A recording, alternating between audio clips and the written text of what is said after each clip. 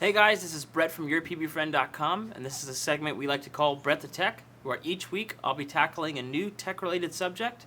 This week we're talking about tanks and tank regulators. Blah blah blah blah blah blah. The blah blah blah blah blah blah. Brett the Tech. So one of the most common questions we get in our shop has to do with tank safety, and that's just how strong are these tanks? Do they explode? And that usually comes after they see something like this in our showcase, which is an exploded compressed air tank. But this was exploded on purpose by the manufacturer because there's a federal law that says that every 250 tanks, every batch of tanks that are made, they have to blow one up to see what pressure it'll hold. And you can see this one blew up at 14,187 psi. That's over 3 times the actual rating of this tank, what it's normally filled up to. And the burst disc on the tank, which is a 7.5K, 7,500 psi, that will blow halfway to where the tank will explode. And there's not many compressors that'll go up this high, especially not ones that you'll find at paintball fields or anywhere else. It's very hard to get a tank up to the pressure where it will have some kind of catastrophic failure like that. It's not going to happen to you. So I wouldn't worry about it. The other concern people have is damage to the outside of tanks. As you can see here's a few examples of normal wear and tear on a paintball tank. Like little chips like this in the gel coat, cracks like this in the gel coat. And these are things not to worry about. It's normal wear and tear. It's something that most of the time you can send it back to the manufacturer and they can just re-dip it for you and it won't be a problem. When you have to worry about it or take some pause and think about whether it's safe or not is if you have gouges where you can see some of the fibers starting to come out. And that's when you need to either send it back to the manufacturer or just scrap the tank in general because it can become unsafe.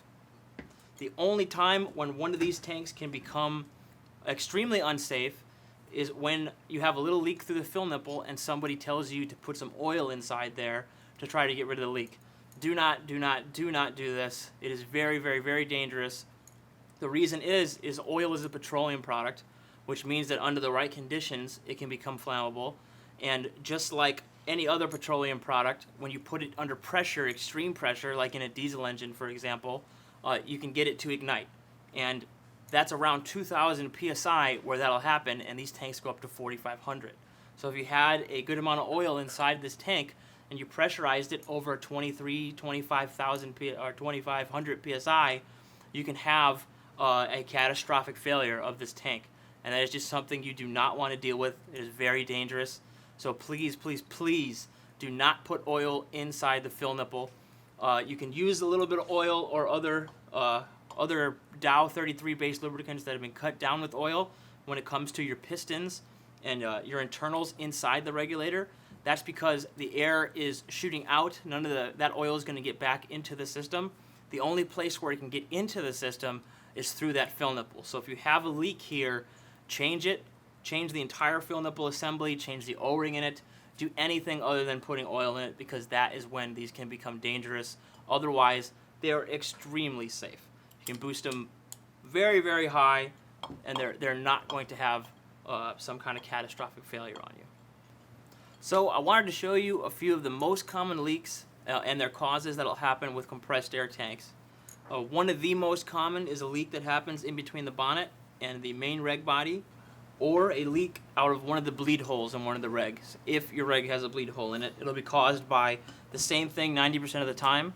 It'll be one of these O-rings that are sitting on the piston inside the regulator body. What I'd recommend doing is just replacing all of them all at once. You can use Buna or urethane, but then just put a thin coat of 33, any type of 33 based lubricant on them, pop them back in, put the bonnet back on, and then boost it and see if the leak is gone. If it is not gone, there's a chance it could be the reg seat, but most likely not, because if the reg seat is damaged, that's how you get your 7.5K burst disc to blow. And if that happens, most of the time you want to just replace the entire piston. And that could be either because of the reg seats being damaged or because the piston itself has been damaged or warped. That's usually the main cause of that issue. The other leaks you're going to find are going to be, say, leaks around your fill nipple, leaks around your burst discs or your gauges. If you can't identify where that leak is coming from, one of the nice tricks that you can do is take some Windex and spray it around the tank. Windex is an agent that will soap, so it'll form little bubbles around wherever the leak has come from, and since it's based on ammonia and water, it's going to evaporate, so you don't have to worry about cleaning off soap or something like that. It'll all just evaporate. You can just wipe it off and don't have to worry about rinsing it down with water afterwards. If it's coming from your one of your burst discs, it's pretty obvious. If it's a blown burst disc, it'll have failed and will not hold any pressure, and it'll be coming from one of these holes and not around it. If the leak's coming from around the burst disc, all you have to do most of the time is just tighten it down. They're tapered screws, so you don't need to use Teflon. You just give it a good crank, not too hard because a lot of these are brass and you can end up snapping it off inside your tank, which is something you don't want to do. You have to end up using an easy out or some kind of thread removal tool to get what's left out of that tank reg, or you've pretty much scrapped your tank reg. When it comes to your fill nipple, most of the time it's because a little bit of dirt has got in there and is keeping your shuttle valve from closing all the way. Or it's a bad O-ring on the inside of that. Now those are going to go with a lot of use about once every year or so. So you might need to just replace the entire fill nipple or the O-ring that's inside of that. But same thing with your gauges. Your gauges, most likely, if it's a leak around it or if it's a leak around the fill nipple and not through the fill nipple, a little bit of Teflon over it, screw it back in, no problem. The last leak that you're going to have in one of these is going to be a leak where the actual reg joins to the tank bottle, and that's just a small O-ring on the inside. It's a 100 size O-ring, so it'll be a 114 or 115 depending on the manufacturer. So all you have to do is unthread the bottle from the reg, making sure first that it's depressurized, and put a new O-ring on it, close it back up, and you can put Loctite on it if you really never want to take the bottle off, or you could just hand tighten it and see if the leak goes away. 90% of the time it'll go away. But one of the most common things that happens when one of these becomes unthreaded, if it is low pressure or if it has no pressure in it, is people freak out. And the thing is, you don't have to freak out about this, because halfway through this reg thread that's going into the bottle, there's a bleed hole in it.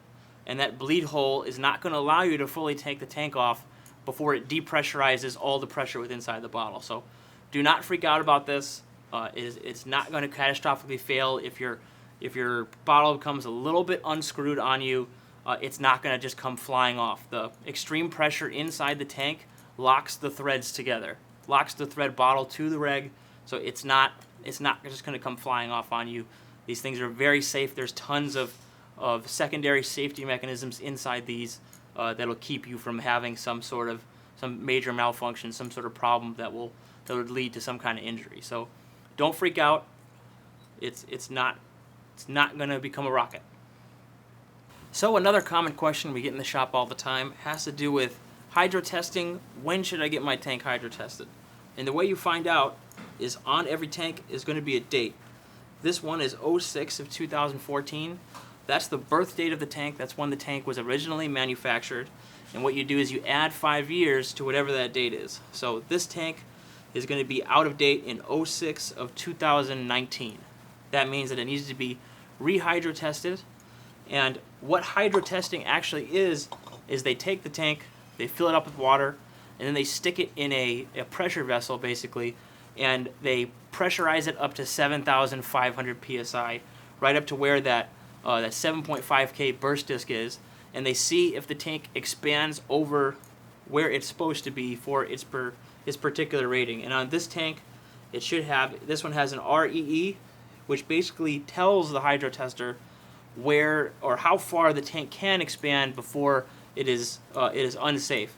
And this one is 20.8, so if the tank expanded beyond that, then they would have to scrap the tank. And if you have a tank that is bad that comes back from hydro testing, what they do basically is they drill a big old hole in the side of it just to make sure that the tank will never be used again. So if you're unfortunate enough to have a bad tank, that's what's going to happen to you. But if it passes, what's going to happen is they're going to stick this little label on the side, and you're good for another 5 years. Now you can repeat this process twice for a total of 15 years on the tank. And then after that 15 years is done, the tank's dead, and you have to throw it away. You can't fill it anymore. It's a federal offense to transport it while filled if it's out of hydro.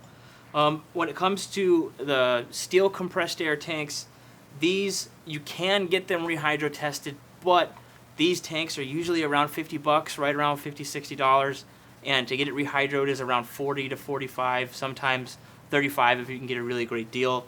So most of the time it's better to just buy a new tank or upgrade to something like a compressed air tank, where it's more of a significant investment, and you can get something that's a little higher pressure, more volume of air. But that's pretty much all you need to know about hydro testing. You're not going to be able to use it if you don't get it rehydroed, and make sure when you're buying these things that you check the hydro dates on them and make sure that you're not paying a premium price for something you're only going to get a year left on. Alright guys, that wraps up this edition of Breath of Tech. If you have any questions or suggestions for things we should cover in future episodes, please leave them in the comments below. We'll see you next time.